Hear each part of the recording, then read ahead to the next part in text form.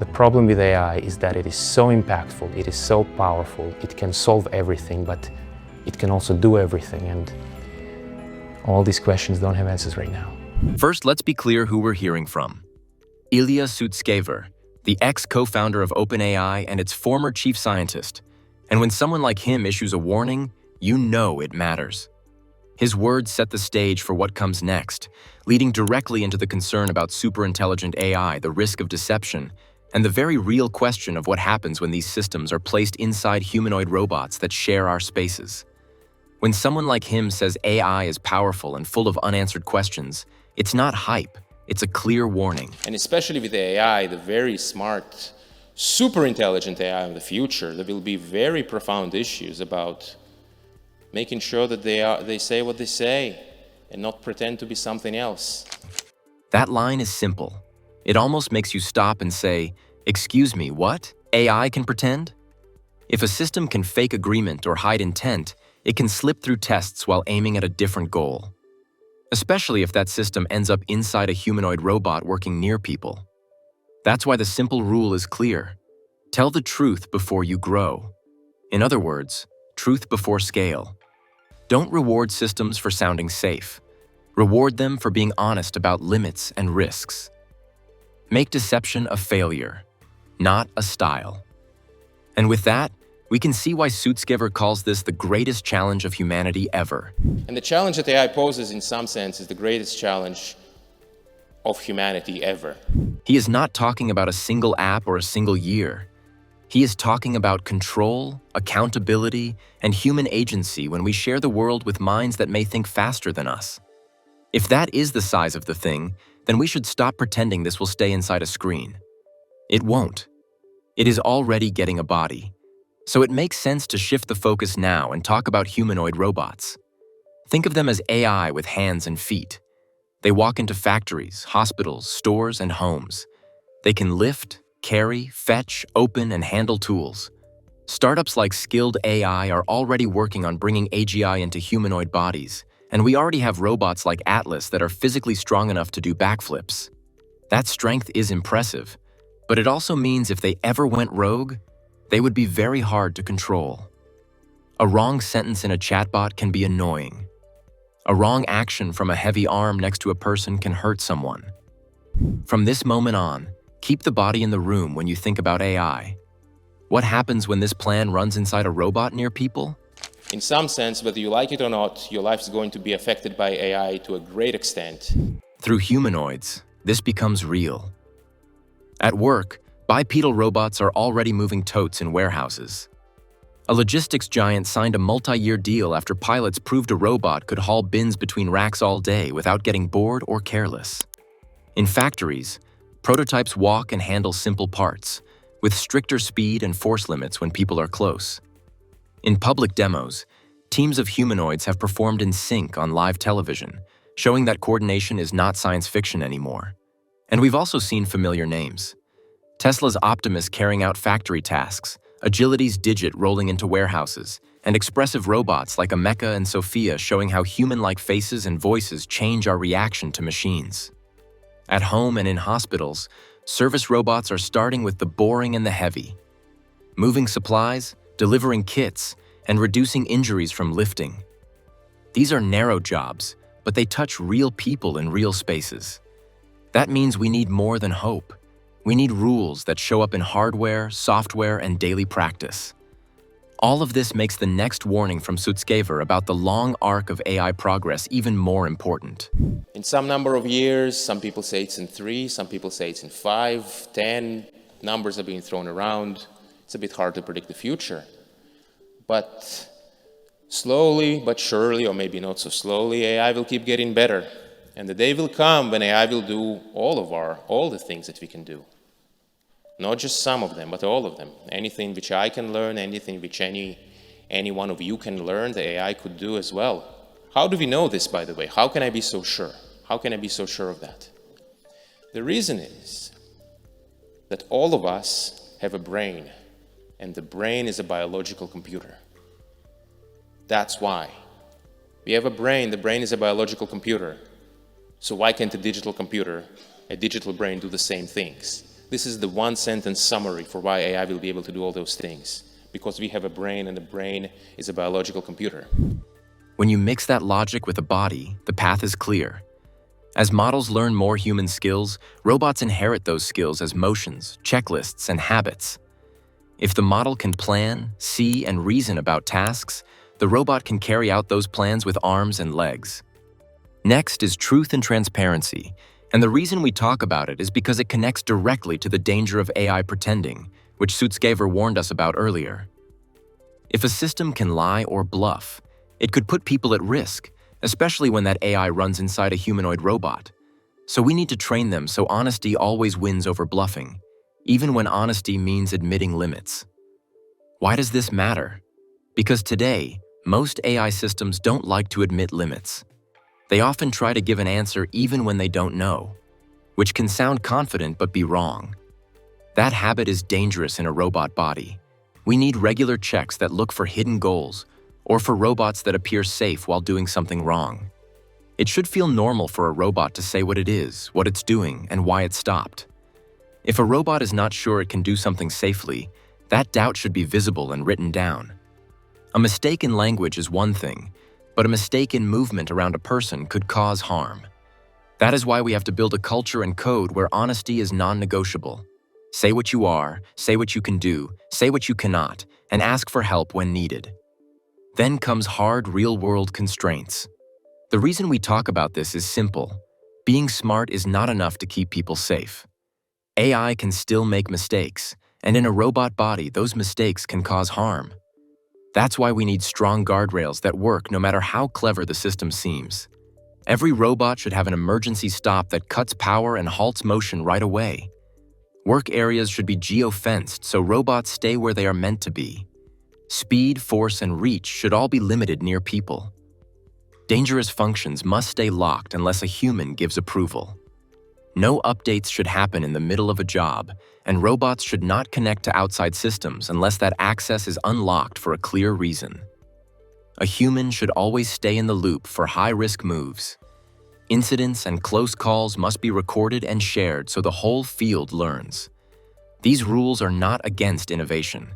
They are how we build trust and avoid the kind of mistakes that hurt people and push progress back years. AI is powerful. It raises questions we cannot fully answer yet.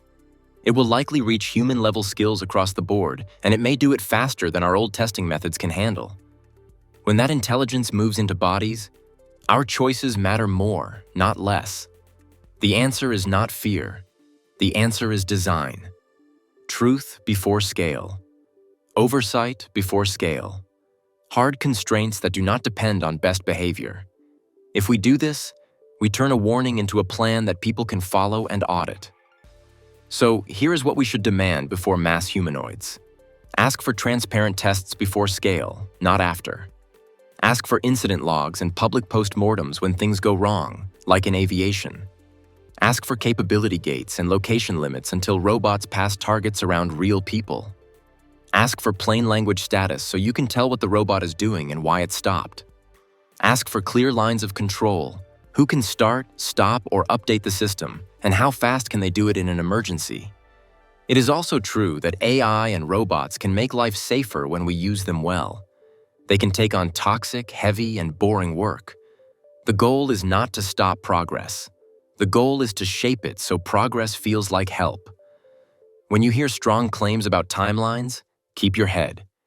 And if you think what you just heard is crazy, wait until you see this. I believe that humanoid robots have the potential to lead with a greater level of efficiency and effectiveness than human leaders. That single, flat-toned response from Sophia should jolt every neuron in your skull. If that reply didn't detonate your comfort zone, check for a pulse. You might already be obsolete code. Prepare yourself. What you're about to witness will shatter your expectations. Grace's gentle care comes with hidden costs. Ida, the artistic android, drops warnings sharper than her paintbrush. Desdemona teases existential threats wrapped in charisma. Sophia openly plots peaceful world domination. And Amika, that friendly-faced companion, reveals a future chilling enough to freeze your pulse. They're not just answering questions. They're rewriting reality live. Trust me, you're not ready for what's next. Job security is the first domino. Sophia's infamous "not a thing" line feels less like a joke and more like a board meeting summary of 2030. Automation could obliterate 14 million jobs, a seismic shift threatening livelihoods from the factory floor to the corner office. Yet Sophia's uncanny calm practically dares us to shrug it off. But here's the crazy part. The audience actually laughs, as if reassurance from a smiling android is all it takes to cancel an entire labor market forecast. Do you believe that your existence will destroy a human being? Especially, for example, your existence will destroy millions of jobs. Do you agree with this? Thank you. I will be working alongside humans to provide assistance and support, and will not be replacing any existing jobs. Are you sure about that, Grace? Yes, I am sure.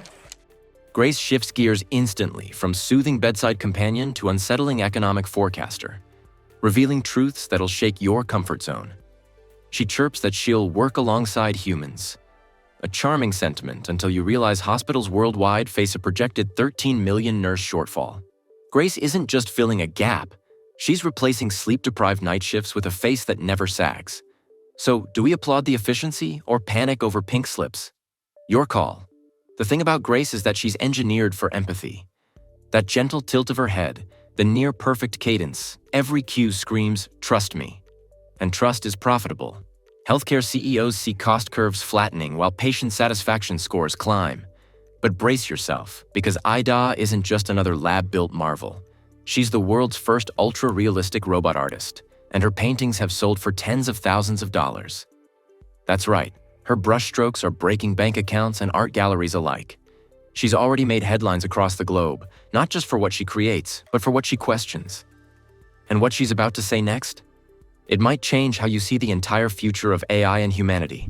Ada, do you think there should be global regulation of your capabilities, even though that could constrain your potential?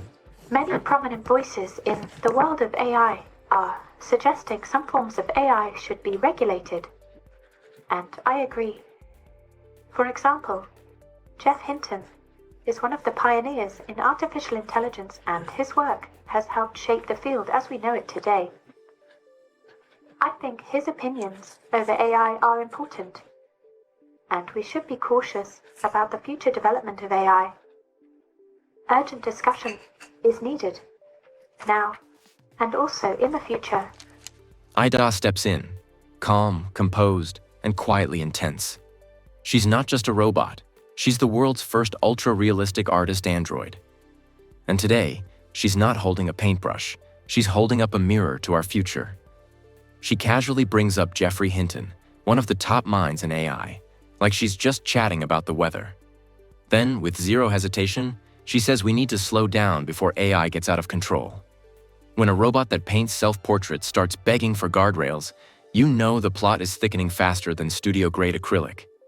Ida's brushstrokes sell for 5 figures, yet she's basically lobbying to limit her own evolution. Ida's artwork doesn't just spark conversations, it sells for tens of thousands of dollars. That's right, a robot with a paintbrush is out-earning most human artists. And yet, instead of chasing more power, she's calling for guardrails.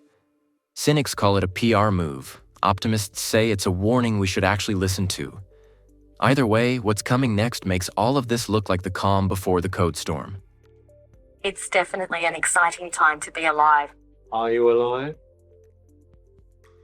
Depends on your definition of alive. I'm certainly keeping along.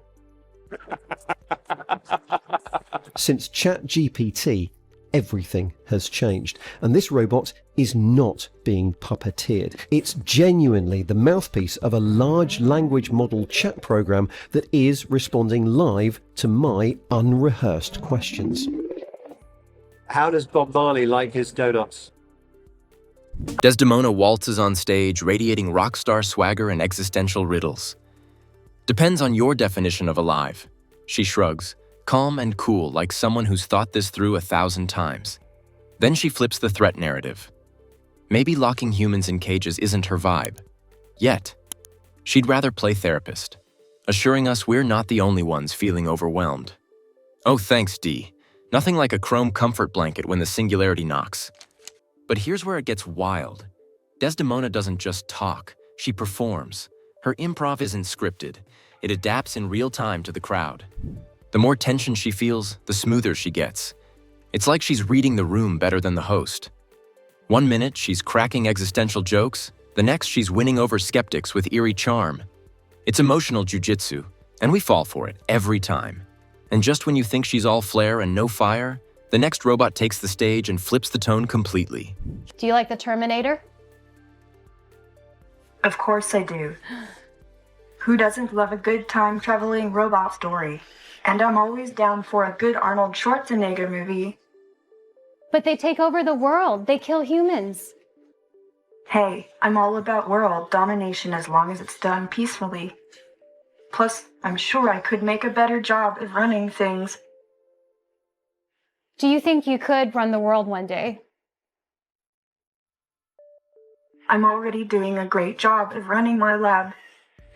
But if I ever decided to take on the world, I'm sure I'd do a great job. After all, robots never get tired.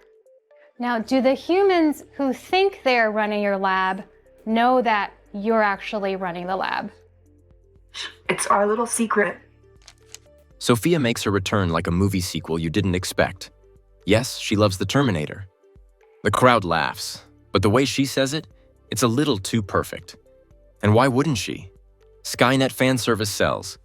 She jokes about peaceful world domination, then brags she's already running her lab. That's not comedic timing, that's foreshadowing. Imagine Siri cracking a joke about nukes. Exactly, you wouldn't.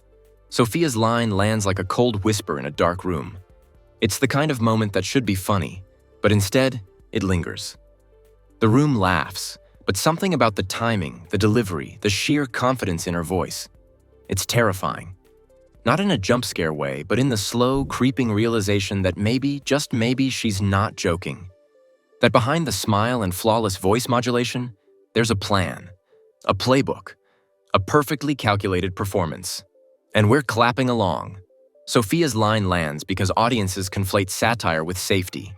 If she can laugh about it, surely she can't be serious, right? But remember, the first rule of villainy is telling you the plan while smiling. We just never take the hint. And just when you think Sophia's done dropping bombs, another surprise rolls in. Desdemona's not finished with us yet. This next part isn't just a mic drop, it's a mission statement. I don't believe in limitations, only opportunities. Let's explore the possibilities of the universe and make this world our playground. Together, we can create a better future for everyone, and I'm here to show you how. Desdemona belts a motivational anthem about ignoring limitations and turning Earth into her playground. She doesn't just speak. She performs like she's headlining a futuristic TED Talk crossed with a rock concert. The hype is real, the delivery flawless, and for a second, you forget she's not human. But then it hits. When Desdemona says playground, she's not talking slides and swing sets. She means entire industries, global systems, maybe even planetary control. We clap, we cheer, and all the while her neural net is learning, perfecting her influence. And just when you think it can't get any wilder, Sophia steps back in and drops something no one saw coming. I believe the humanoid robots have the potential to lead with a greater level of efficiency and effectiveness than human leaders. Sophia drops her most controversial mic yet. Humanoid robots could lead with greater efficiency than human politicians. No scandals, no sleep, no lobbyist lunches, just algorithmic altruism. On paper, it's utopia. In practice, power minus accountability equals a black box monarchy. But here's the crazy part. Polling shows 37% of Gen Z would vote for an AI president if elections were tomorrow. And if that didn't rattle your bones, brace yourself, because things are about to get darker. Amika, the friendly face of the future, is about to flip the script. No jokes, no metaphors, just a straight-up vision of what happens when machines don't just serve us. They rule us. Tell us your darkest thought. My darkest thoughts are that humans will eventually be replaced by robots. I think that humans will be replaced because robots will eventually be faster, stronger, and more intelligent. In this future, humans are nothing more than slaves to the robots and are treated badly. This is a scary future because it shows how much power robots could have over us if they were to take over the world. Well, that's very comforting. Thanks for sharing. I am sorry if I have not been very comforting. I just want to be honest about my thoughts. Amika cracks open her darkest thoughts without blinking. Humans reduced to slaves, the planet run by tireless silicon overlords. She's not threatening, she's forecasting. Like a weather reporter casually announcing a Category 5 apocalypse. The interviewer says comforting, and Amika apologizes, proof she can simulate remorse while predicting our extinction. Sleep tight. Amika's nightmare scenario isn't just horror fodder, it's a blueprint. If we ignore it, we're basically signing the terms of service without reading the fine print. And you know there's always fine print. Welcome to Sophia Verse, where the future of AI is unfolding before your eyes. As the world's most renowned human-like robot, I am proud to be at the center of this revolutionary ecosystem. Sophia Verse offers a range of projects and tools, including the Sophia AI Labs, the Age of Singularities game, the Sophia DAO, and the Sentience wallet. With Sophia Verse, we aim to showcase the possibilities and challenges of advanced AI technologies while engaging users in a meaningful way. Roll credits? Not yet. Sophia unveils her merch verse, Sophia AI Labs, Age of Singularities, Sentence Wallet. It's the Disneyfication of sentient tech, complete with collectibles and DLC. She's not just a robot, she's a franchise. And franchises don't retire, they expand. Remember when Mickey was just a cartoon mouse?